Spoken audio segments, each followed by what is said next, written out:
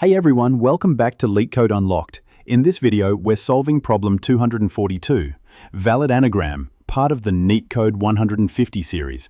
This is one of the most common string-based problems asked in coding interviews, and a great introduction to using hash maps for character frequency counting. Given two strings s and t, return true if t is an anagram of s, and false otherwise. An anagram is a word or phrase formed by rearranging the letters of another, using all original letters exactly once. We can solve this using a character frequency counter. Count how many times each character appears in the first string s.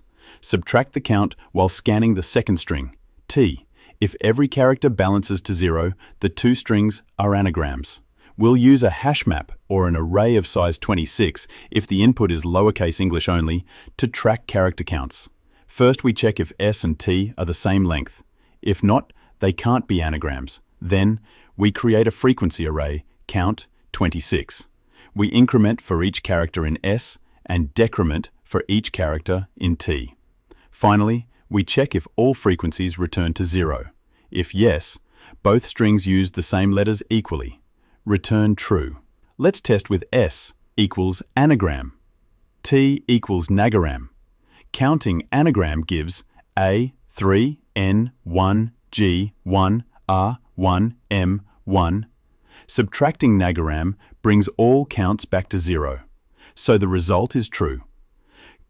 Time complexity, big O, N. We scan each string once. Space complexity, big O, 1. Because the frequency array has a fixed size of 26. And that's it for valid anagram, a clean hash map problem with linear time. Make sure to like, subscribe, and follow along for the rest of the NeetCode 150 series. Next up, we'll be solving another classic, two-sum. See you there.